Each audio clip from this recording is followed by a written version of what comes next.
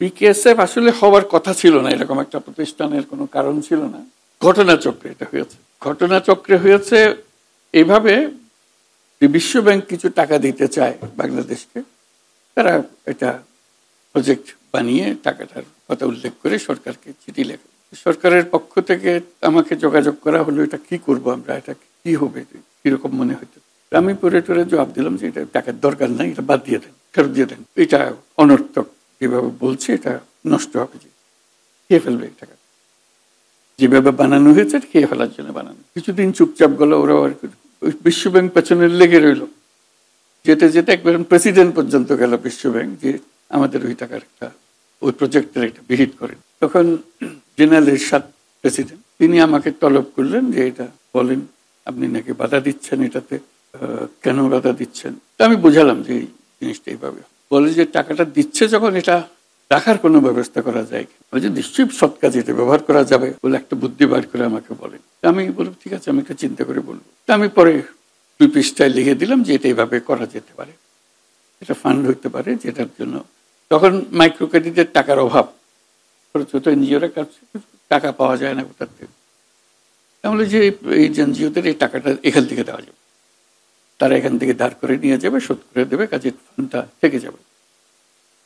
এই ছিল সিম্পল একটা আইডিয়া। টাকার পরিমাণও খুব কম, কত 20 কোটি না কত বললো, 24 কোটি টাকা। এই 24 কোটি টাকার জন্য এত কথা হইতেছে। আমি প্রথম বারবার বলতে ফেরত দিয়ে দেন, এই খামোকা ইটস নট ওয়ার্থ ইট, তারা যেগুলো করছে। তখন বোধহয় জেনারেল মুনিম অর্থমন্ত্রী ছিলেন, ওনাকে সভাপতি করে আমাকে মেম্বার করে আরো 2-4 জন নিয়ে 7 জনের একটা কমিটি করে দিল, বলে আপনারা এটা সুপারিশ করে দেন, আমরা এটা ফলো আপ করি। তো জেনারেল মুনিমকে বুঝালাম জিনিসটা, উনি বললেন আপনি যেভাবে বলেন আমাদের কোনো অসুবিধা নেই। তা আমি আবার এটা ফাইনাল করে দিলাম, এইভাবে এভাবে হবে, এটা একটা নাম দরকার। তখন এটা নাম আমি প্রস্তাব করলাম কর্মসহায়ক ফাউন্ডেশন।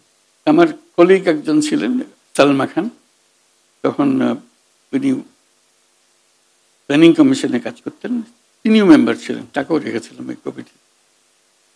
উনি দেওয়ার সময় উনি বলেন যে পল্লীটা লাগাই দেন। আমি বলছি কেন, সবার জন্য হোক। বলে সবার জন্য হলে শহরের লোকজন খেয়ে ফেলবে সব, আপনি পল্লীটা লাগাই দেন। আমি বলছি ঠিক আছে, পল্লী কর্মসহায়ক।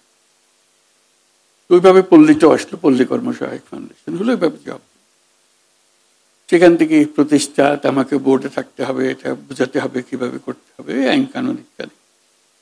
তো সেই থেকে যে বোর্ডে থাকলাম, এটা ক্রমান্বয়ে বাড়ছে এবং আমারও ভালো লাগছে যে সবাই তারা যারা এটা বড় করতে চাচ্ছে, এনজিওদের টাকার অভাবের যে সমস্যাটা ছিল সেই সমস্যাটা মিটে গেল। ক্রমেই এটা বড় হলো, এটার প্রচার হলো, আমরাও এটা প্রচার করলাম। বিদেশে যখন লোকজন আসে টাকার অভাবের কথা বলে, আমরা যে এরকম পিকেএসএফ এর মতো তোমরা একটা করো, তাতে অনেক জায়গাতে পিকেএসএফ এর মতো এরকম প্রতিষ্ঠান করেছে তারা, যাতে করে তাদের একই সমস্যা, এই এনজিওরা টাকা দিতে চায়, মাইক্রো ক্রেডিট করতে চায়, কিন্তু ফান্ড পায় না কোথার থেকে। ডোনাররা এই ধরনের ফান্ড দিচ্ছিল না তখন। তো কাজেই এইটা একটা সুরাহা হিসেবে পাওয়া গেছে। এটার থেকে আমরা যখন এক পর্যায়ে আসলো, এটা দিন গড়ালো, ব্যাংকরা টাকা দিতে আরম্ভ করলো। তখন ব্যাংক আর পিকেএসএফ এর মধ্যে একটা সমস্যা দাঁড়ালো, লোকজন ব্যাংকের দিকে চলে গেল, এনজিওরা। পিকেএসএফ এরটা একটু পিছিয়ে গেল, যে ওদের আকর্ষণ কমে গেল। এইভাবে ব্যাংকের উপরে নির্ভরশীল হলো। ইচ্ছার থেকে সমাধান কি আছে, ব্যাংকের থেকে, ব্যাংকেরটা ভালো নাকি পিকেএসএফ এরটা ভালো, কোন দিকে যাবে, এ প্রশ্ন উঠল। ইতিমধ্যে আমি আরেকটা প্রশ্ন তুললাম, সেটা হলো যে এনজিওদের দিচ্ছে টাকা, তাদের মাইক্রো ক্রেডিটের জন্য ফান্ড হবে, সেটা দেবে। আমি যেটা চাচ্ছিলাম সেটা হলো এন্টারপ্রেনিয়ারশিপ, যে ফান্ড দেওয়া, যাতে করে ইন্ডিভিজুয়াল মেয়ে বা ছেলে তারা তাদের একটা নিজেদের প্রতিষ্ঠা করতে পারে, টাকা দিয়ে নিজেদের ব্যবসা প্রতিষ্ঠা করতে পারে, এন্টারপ্রেনিয়ারশিপটা ডেভেলপ করতে পারে। সেটার জন্য যেহেতু মাইক্রো ক্রেডিটে এন্টারপ্রেনিয়ারশিপটাই ডেভেলপ করার চেষ্টা ছিল, এখন ইন্ডিপেন্ডেন্টলি ইন্ডিভিজুয়ালকে অ্যাড্রেস করে এটা পারা যায়। আমরা নিজেরা এটা শুরু করলাম, এটা নবীন উদ্যোক্তা নাম দিয়ে। একটু ভঙ্গিটা পরিবর্তন করে দিলাম। আগে একরকম ছিল যে আমরা যেভাবে ইনভেস্ট করছিলাম, এখন হলো যে প্রতিটি ইয়াং ছেলে বা মেয়ে তার একটা ব্যবসার আইডিয়া নিয়ে আসবে, আমরা সেই ব্যবসার পার্টনার হব। এখন দেওয়া এবং নেওয়া না, আমরা পার্টনার হব। তার যত টাকাই লাগে, 5 লাখ টাকা লাগে, 50 লাখ টাকা লাগে, আমরা দেব। কিন্তু যেই পরিমাণ টাকা আমরা দেব তার ব্যবসার সেই পরিমাণ ওনারশিপ আমাদের কাছে থাকবে। এটা আমরা শুরু করলাম। আস্তে আস্তে এটা সম্প্রসারিত হতে আরম্ভ করলো। বিষয়টা হলো যে যতই সম্প্রসারণ করেন, তুমি যদি লাভ করতে পারো, সেই লাভের টাকা দিয়ে যেই শেয়ার আমার কাছে রয়ে গেছে সে শেয়ার কিনতে আরম্ভ করো। তোমার প্রথমে 5% শেয়ার ছিল, আস্তে আস্তে 6% শেয়ার করো, 10% শেয়ার করো, ক্রমে এক জায়গায় গিয়ে তুমি যদি পারো 100% শেয়ার নিয়ে যাও। আমরা আমাদের শেয়ার রাখতে চাই না। তো সেই ভঙ্গিতে যাচ্ছি। এখন এটা একটা সমস্যা দাঁড়ালো এমআরএ একটা সমস্যা। এমআরএও আমাদেরকে স্বীকার করছে না, কারণ আমরা মাইক্রো ক্রেডিট নই। ওদের কাজ হলো এমআরএর কাজ হলো আপনার তো মাইক্রো ক্রেডিট না, আপনার তো ইনভেস্টমেন্ট। আমরা কোথায় যাব, কার কাছে যাব, এটা নিয়ে বহুদিন ধরে শেষে এমআরএকে রাজি করানো গেছে, কোনো রকমে রাজি হয়েছে যে তাকে আমাদেরকে স্বীকৃতি দেবে, না হলে আমাদের যাওয়ার জায়গা নেই। আমি এত কথা বলছি এই জন্য, এই পিকেএসএফ এর এতদিনের যাত্রা যা হলো, যা তার অর্জন, বিরাট অবদান, এখন দ্বিতীয় ভবন যখন হয়েছে আরেকটা পর্যায়ে যাওয়া দরকার। এই জায়গাটাতে এই কথাটাও চিন্তা করা যায় যে আমরা এখন বিনিয়োগ করব। যে কোনো ব্যক্তির সঙ্গে যে একটা ব্যবসা শুরু করতে চায়, ইয়াং পার্সন ব্যবসা শুরু করতে চায়, তারটা যদি পছন্দ হয় আমি তার ব্যবসাতে বিনিয়োগ করবো। এই শর্তে তুমি আস্তে আস্তে তোমার মালিকানা, আমার মালিকানা কিনে নেবে, তোমাকে আমি দিয়ে দেবো, আমি রাখার জন্য দিয়ে নিই। কিন্তু যতদিন তুমি না পাচ্ছ এটা আমার ব্যবসা, তুমি ব্যবসা চালাচ্ছ।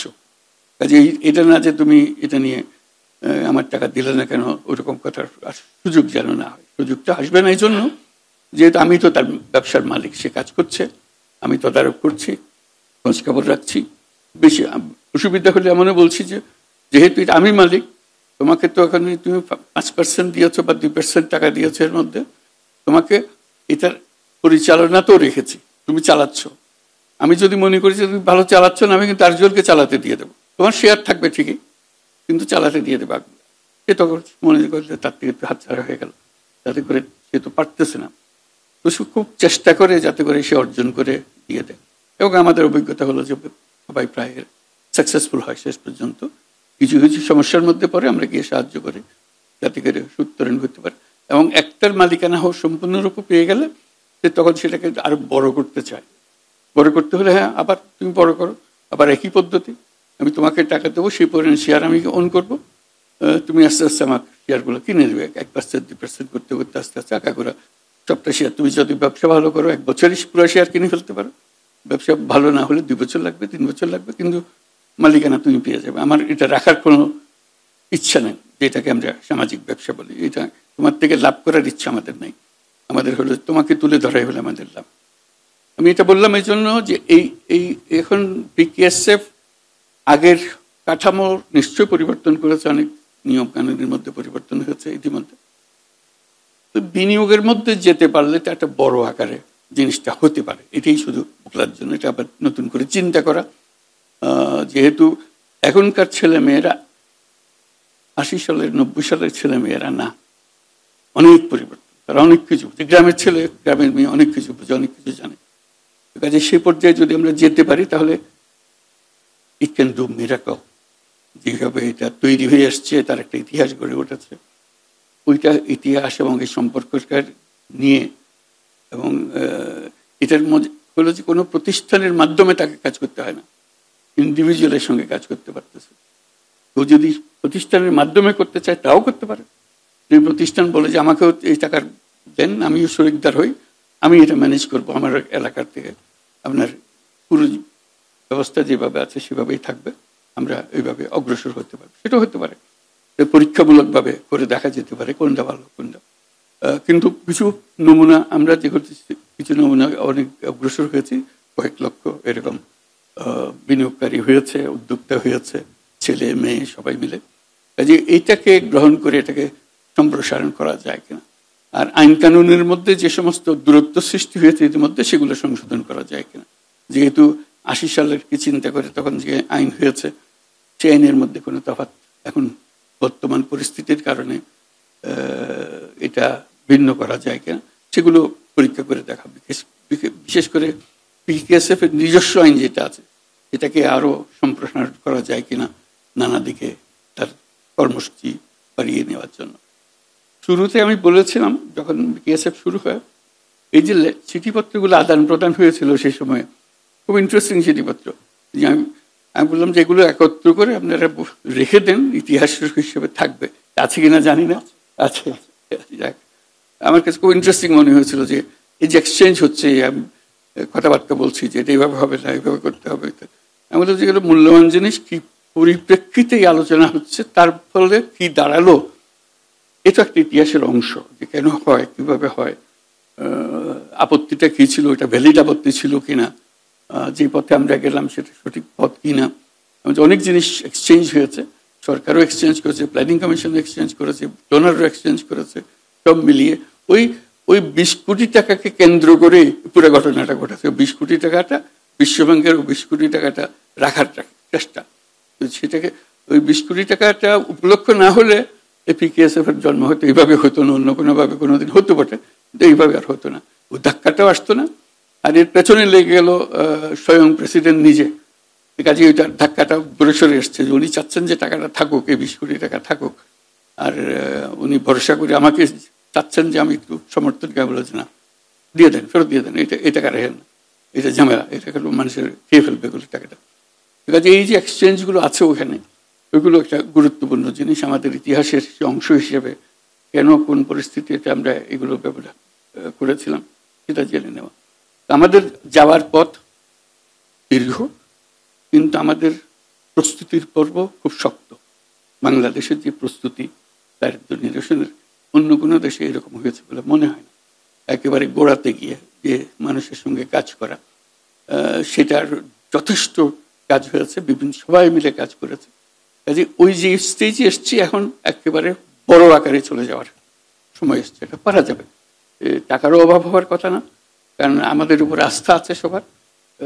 সেভাবে এই ফাইন্যান্সিয়াল সিস্টেমকে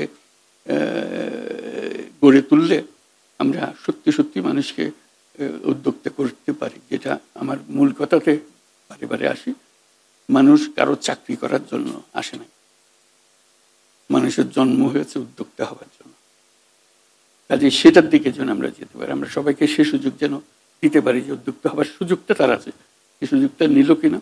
এখনো বহু রকমের মানুষ উদ্যোক্তা হয়েছে, বহু রকম, আমরা তালিকাও করে রাখি নাই কারো, এরকম পর্যায়ে গেছি আমরা। কাজে আরো সুযোগ আসছে বড় রকম প্রযুক্তির কারণে। একটা বড় কারণ হলো প্রযুক্তি। প্রযুক্তি আমাদেরকে একেবারে বিশ্বের সঙ্গে যুক্ত করে দিয়েছে সমস্ত কাজে। কাজেই সেই প্রযুক্তিকে ব্যবহার করে এখন সময় এসছে যে আমরা প্রতিটি মানুষকে তার সৃজনশীলতাকে কেন্দ্র করে যেখানে যেতে চায় সেখানে যাওয়ার সুযোগ আমরা করে দিতে পারি। আশা করি সেই কাজে পিকেএসএফ এই নতুন ভবনে এসে নতুন যাত্রা শুরু করবে।